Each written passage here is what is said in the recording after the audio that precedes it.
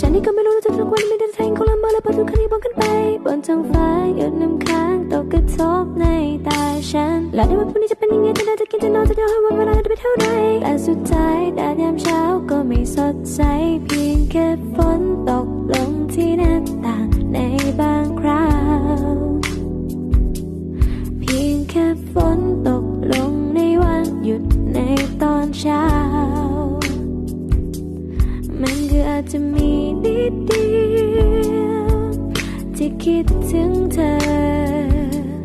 มันคืออาจจะเป็นครั้งเดียวที่บอกรักเธอแต่สุดท้ายการเวลาก็บอกฉันว่าเธอนั้นไม่ใช่ทุกอย่างและฉันก็ไม่ต้องการเธอในตอนนี้ก็มีแค่เพียงฝนมาอยู่กับฉันมาแทนที่เธอในวันที่ฉันต้องการแค่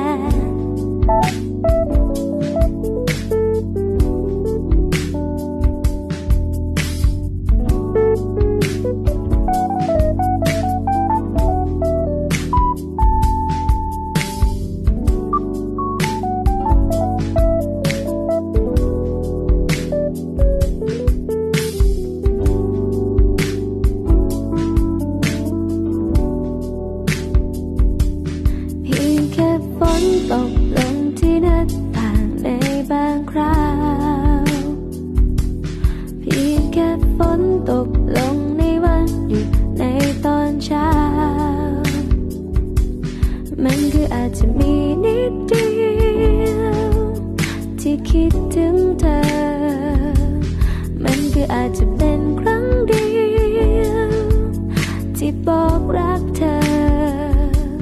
เพียงแค่ฝนตกลงที่หน้าต่างในบางคราวเพียงแค่ฝนตกลงในวันหยุดในตอนเช้า